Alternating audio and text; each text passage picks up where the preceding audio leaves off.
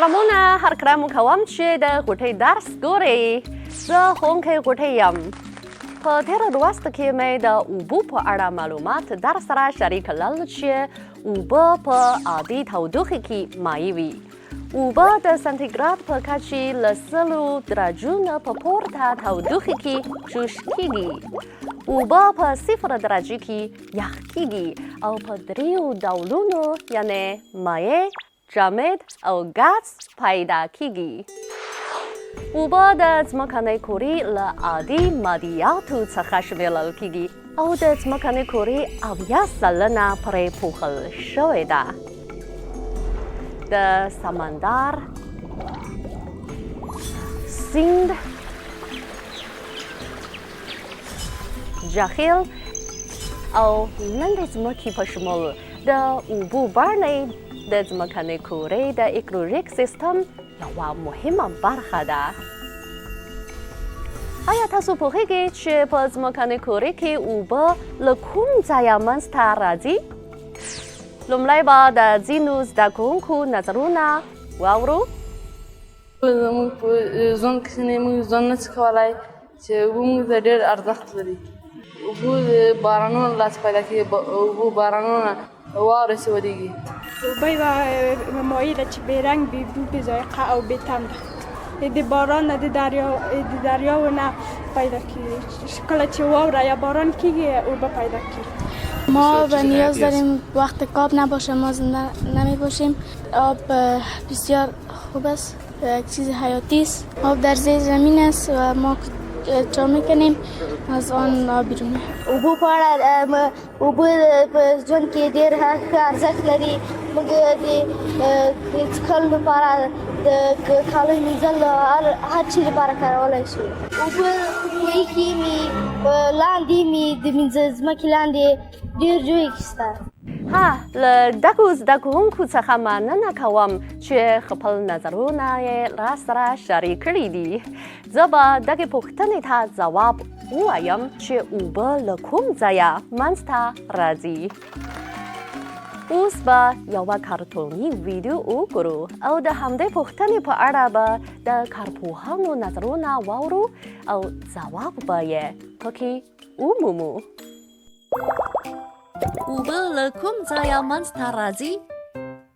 که تاسو په فضایي بیړۍ کې له لرې فضا څخه د ځمکې کورې ته وګورئ نو اوبه مومئ چې د ځمکې د کورې 80% برخه په اوبو پوښل شوې ده.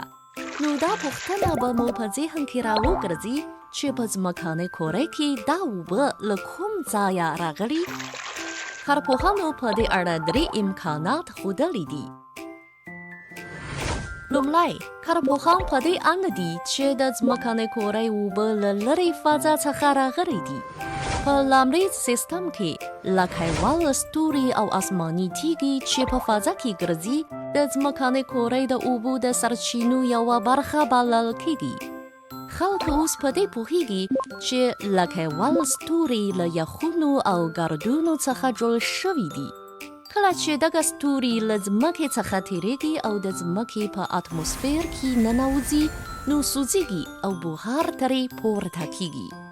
په راسره پردی آسماني تیږې هم د همدې کورې د اوبو د سرچینو یوه برخه بلل کیږي. په ځینو آسماني تیږو کې د اوبو مالیکول شته دي.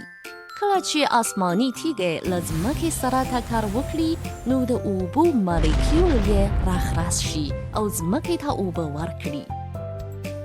دوهم، ځینې کارپوهان په دې اند دي چې اوبه د ځمکنۍ کورې له هستې څخه راغلي دي. د کارپوهانو په اند د ځمکې د رامنځته کېدو په پیل کې هغه ویلې شوې تیږې د ځمکې له ژورې برخې څخه په ډېر لوړ فشار پورته د ځمکې قشر ته غورځول شوي چې تودوخه یې ډېره لوړه ده. په دغو تیږو کې د بخار په شمول ډول ډول ګازونه شته دي او بخار یې د ځمکې پر قشر پر اوبو بدل شوی دی. دریم، ځینې کارپوهان بیا په دې اند دي چې اوبه له لومړي اتموسفیر څخه منځته راځي.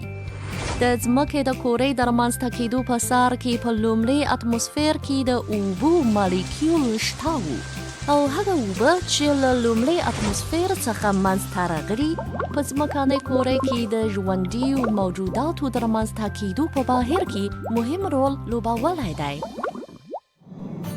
څنګه آیا تاسو په دې پوه شوئ چې اوبه له کوم ځایه پیدا کېږي؟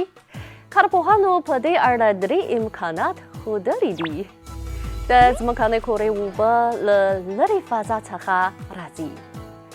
اوبه د ځمکنۍ کورې له هستې څخه راپورته کېږي. اوبه له لومړي اتموسفیر څخه منځته راځي. هیله ده چې تاسو داسې معلومات زده او یاد کړي وي. د طبیعت په اړه د بشر څېړنې ورځ تر بلې د ژورېدو په حال کې دي. داسې معلومات به د بشر د ګډ کړي په توګه د ځمکنۍ کورې د ساتلو په پار ښه زمینه برابره کړي.